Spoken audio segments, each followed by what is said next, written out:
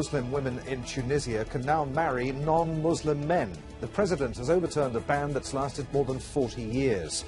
Clerics say the controversial decision violates Islamic law. But how far does it go in closing the gender equality gap? This is Inside Story.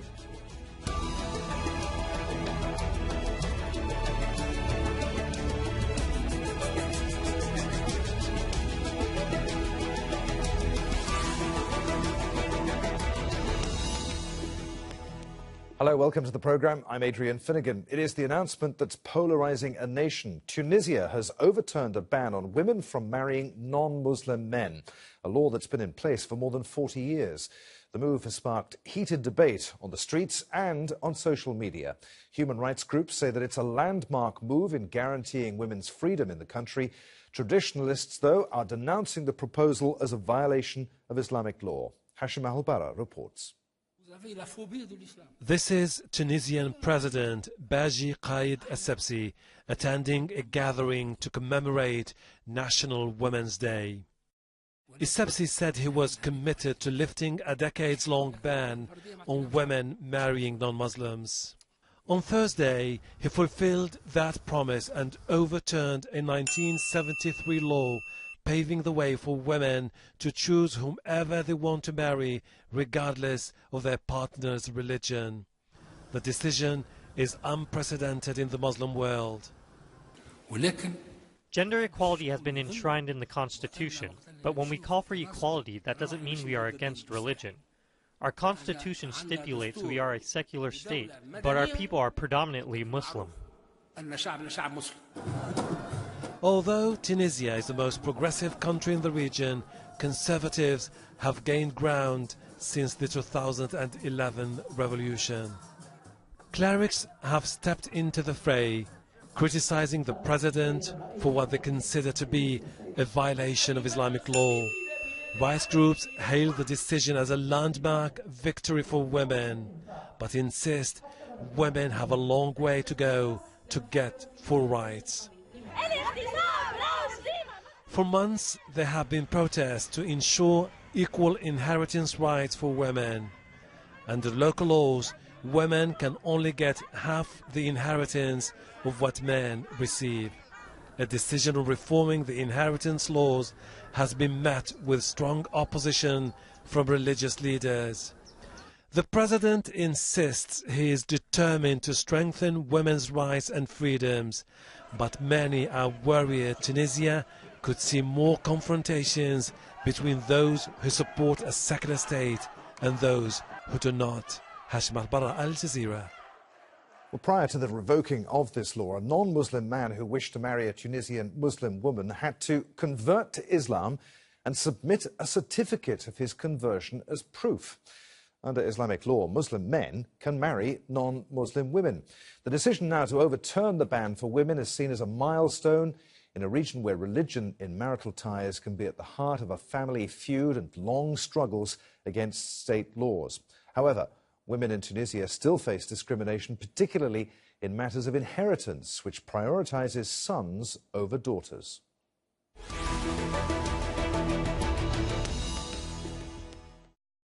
All right, let's bring in our guests for today's discussion. Joining us from Tunis is Amna Galali, Director of Human Rights Watch in Tunisia. From Washington, D.C., Qasim Rashid, who's an advocate of the Ahmadiyya Muslim community in America. And joining us also from Tunis, lawyer Riyad Ghaffali. Welcome to Inside Story, all of you. Amna, let's start with you. Despite criticism from the region's religious leaders and scholars, this move to allow Tunisian women to marry outside their faith has been hailed by many as progressive and revolutionary. Is it? It's definitely a very positive step for women's rights. It's a step that was preceded by several other, progressive legislations that were enacted recently, such as a law on violence against women that is meant to prevent all sorts of domestic violence. And I think it's a really very symbolic move from the Tunisian government to rescind this decree, this ministerial decree from 1973 that encroached on many of the principles for which Tunisian women fought and for which the Tunisian people fought as well such as the principle of equality. This decree, installed some kind of discrimination between men and women by prohibiting only women from marrying outside of their faith, for marrying non-Muslim men. And it also encroached on several other very important principles, such as freedom of conscience, because it interfered with faith and interfered with the inner, beliefs of the people, and also encroached on the principle of the right to privacy. So it's a very interesting, very important move, and very important that Tunisia has taken this courageous step.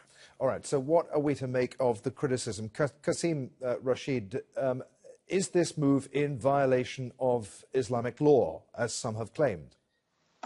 Well, the Ahmadiyya Muslim community seeks to represent the revival of true Islam.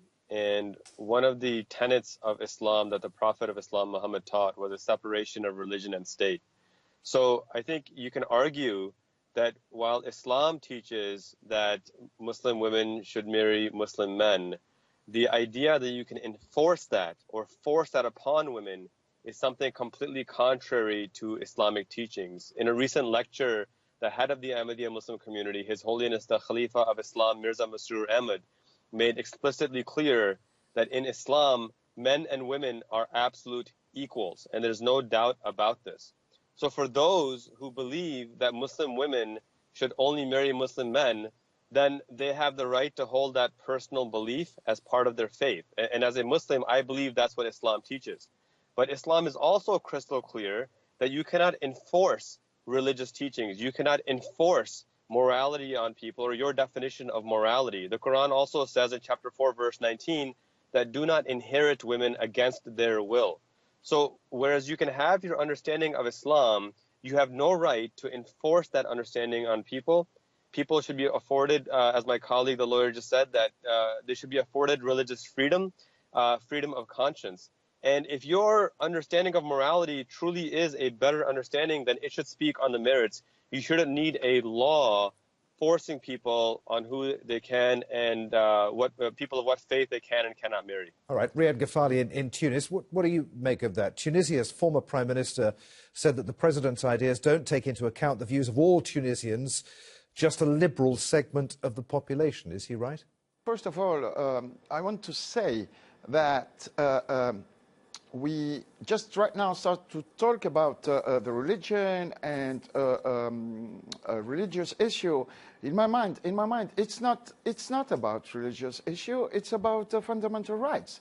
I mean, I respect what the last guest was saying about religion, but I mean, as a Tunisian citizen, not for him or especially, but I don't. I mean, a lot of Tunisians. I'm one among them. I don't care about what people think about Islam or the way they read or understand Islam. I mean, it's about my faith. I mean, I don't want to allow anybody to discuss what I believe. I don't want to allow anybody to tell me what is right, what is wrong in the public sphere. First, second, I mean, it's as I mentioned, it's not a religious issue. It's about fundamental rights and their scope. And what I mean about fundamental rights, the first one, I mean, I'm absolutely free to do whatever I want with the fruits of my labor, with my money and my possessions. I mean, I don't want to allow anybody to tell me what I do with them or not. Second, in the Tunisian constitution, there is the freedom of faith. So what is my faith, what are my beliefs, and how I interpret my religion, whether it is the Islamic religion or another one, that's my business. That's my own business. I mean, as a Tunisian citizen, like many other, I don't want to discuss religious issues. I don't want to discuss interpretations. I want to discuss only two things, which are, as I mentioned, my fundamental rights to do whatever I want with the fruits of my labor and my possessions, and my freedom of faith. But Riyad, are you one of the liberals that the former Prime Minister is talking about here? Are there others within Tunisian society who would fundamentally disagree with you? The problem, I mean, what I agree with, of course, I agree with anything that goes in the direction of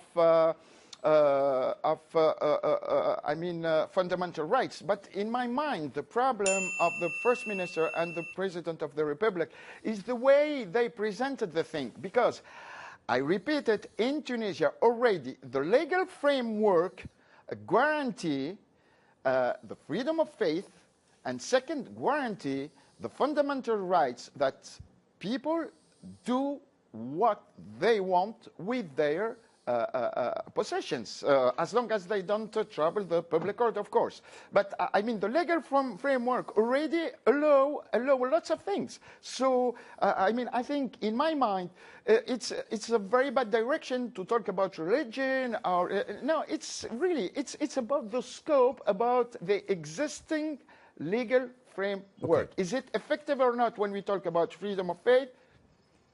Amna Ghelali in Tunis, President Essebsi says, we're confident that Tunisian legislators will be able to strike a balance between gender equality on the one hand and religion and the constitution on the other. Are you confident that they can? I mean, I would agree with my colleague saying that, you know, like the discussion about the religious framework and you know, like the interpretation of the Quran and interpretation of the fundamental scriptures is somehow misleading, because then we are trapped in all kind of different interpretations, because the interpretation of the modernists, those who want to have a modern interpretation of Islam that gets away with all the, you know, very problematic, you know, provisions in the Islamic Sharia, would be faced by others who want a very orthodox interpretation and who would fight for it and who would consider that the interpretation of the modernists are completely alien to what the Quran says and what, you know, 1400 years of practice of the Islamic Sharia has produced. So my tendency is, while understanding that there should be some kind of, you know, interpretation and some kind of dialogue on the interpretation of the religious scriptures, we shouldn't be trapped in that, and we should really, especially like for legislators, for policymakers, they should take the courage of saying, you know, we are in a secular country, we are in a country that has removed or has never really enshrined Islamic law in its legislation. We are thinking about what is the best for the community we have in Tunisia in terms of their rights, their fundamental rights, but also all kinds of other issues such as the economy, such as all this debate takes place outside of the religion. Okay. And so it's important that legislators and policymakers really, you know, set the line. Of course, there is debate in Tunisia, there is disagreement. And the disagreement will be very, very, you know, heightened and very tense when it will come to discussing the issue of inheritance law, because this would require a change in the legislation. It would require a reform of the Code of Personal Status. And, of course, there are different streams and different, you know, categories or parties in the Tunisian parliament that wouldn't lie. They don't want to have a reform of this kind of getting away with all the discriminatory provisions of the personal status code, such as discrimination in inheritance. But still, I think the debate is really very important. Okay. And there are ways to overcome some of the, you know, reluctances and some of the resistances that exist in the conservative constituencies. Okay, I want to come on to the issue of inheritance that you raised in just a few moments. But first, Kasim, President Essebsi argues that Tunisia needs to fight discrimination and to modernize. I just wonder, is it possible to shape or reinterpret ancient Islamic laws to modern-day societies and our current way of life? Yeah, I don't think there's a need to necessarily reinterpret. I think there's a need for a revival of what Islam actually teaches. And this is one of the fundamental issues that we see throughout the Muslim world, not just in Tunisia. There's a fundamental failure of Muslim leadership in both in Islamic scholarship and in how to apply Islam to your personal life while respecting the lives of others. You have numerous Muslim majority countries. Tunisia is not one of them, but you have numerous, like Saudi Arabia, like Pakistan, that are mixing religion and state. They have things that are alien to Islam, like blasphemy laws, apostasy laws, and they try to label them as Islamic. And what happens is that not only do you radicalize youth and you create these tensions that are completely unnecessary, you also muddle up and you confuse people on what Islam actually teaches and what a secular governance society under a Muslim society can actually look like. If we look at the example that the Prophet of Islam, Muhammad, actually established in the Charter of Medina, this was a secular constitution where Muslims and Jews lived as equal citizens of one state. And no person was held accountable to Islamic law unless they were a Muslim who willingly wanted to be held to an Islamic law. You did not have a situation where Jews were forced to adhere to Islamic law. And I think this fundamental principle is lost upon Muslim leadership. And you have environments where people are asking these questions, where do we need to reinterpret Islamic law? When no, you don't. You simply need to recognize this fundamental basic fact that Islam teaches secular governance. It teaches your private faith should remain private and you can believe whatever it is you want to believe as long as you're not hurting anybody else.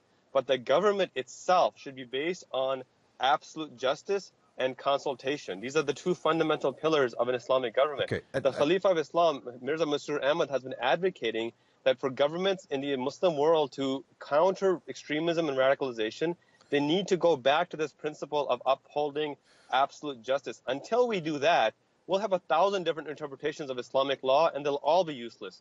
But if we focus on justice, then we can actually get somewhere as a society. And yet some of Tunisia's leading imams and theologians have denounced the plans, particularly on inheritance, as a flagrant violation of the precepts of Islam. So who's right, you or them? Well, I mean, let's even assume that they're right, that it is a violation of what Islam teaches on inheritance. That's irrelevant to the fact that you cannot enforce Islamic moral teachings on people who don't want them enforced. I mean, there's not a single example in the life of the Prophet of Islam or in the Quran where people were forced to follow Islam. And so to claim that you are upholding Islamic values by forcing people to follow Islam is perhaps the biggest argument to show that what you're doing is completely un-Islamic. So I will concede to these scholars and clerics that yes, Islam has a very specific inheritance law, but where they have absolutely no ground whatsoever is to say that we can enforce this inheritance law on somebody else. And I'll close with this as well. What the Ahmadiyya Muslim community has done in 200 nations worldwide is spread peacefully, recognized separation of religion and state, and upheld Islamic values for millions and millions of Muslims without a single act of compulsion or terrorism.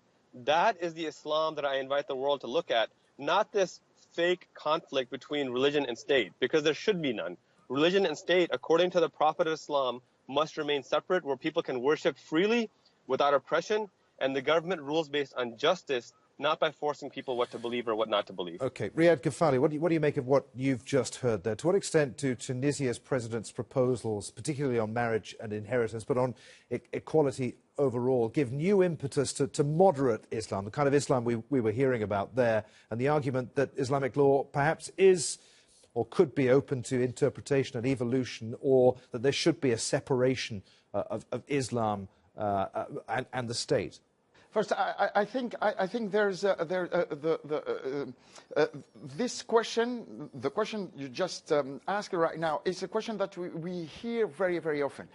But I think it's a relevant question because we are talking about, when I say modern state, a new state, État-nation nouveau, I mean the current legal framework doesn't exist because it is from the Sharia. It does exist because it is the law that is validated by the state. I mean, we're not in the ancient framework where, I mean, you have the Sharia hierarchy of the norm. I mean, what is applied in Tunisia today, it's not because it is in the religion, but it is applied because it is validated by the state. We're talking a state where the principle of the autonomy of the legislature is also a fundamental rule in Tunisia. I mean, I appreciate lots of what had been said by by your guest, the last one who talked.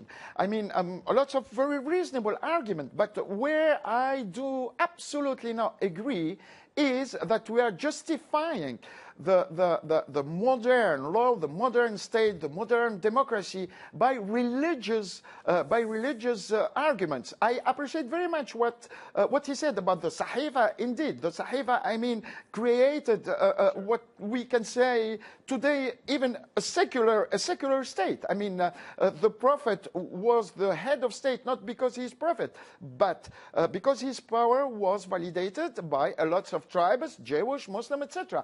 But what does disturb me here is that we are building an argumentation that is based on religious argument. And I mean, when I said the question is a bit irrelevant. Hang on a second. Riyad, Riyad, wait a minute. Yes, please. Come in, Kasim. I'm sorry. I don't mean to cut you off, but my argument isn't a religious argument. What I'm saying is, if you look at the secular history of Islamic history, even if you want to try to make a religious argument, the example the Prophet gave was still a secular example. He still separated religion and state. So there's really no example from the life of the Prophet of Islam that you can point to, or that anyone can point to say, here the Prophet enforced Islamic law, and that is why we must enforce it today. Okay. On the contrary, when he had power, when he had political power, he refused to enforce Islamic law, and he kept religion and state separate. That is the model that we should follow today. Okay.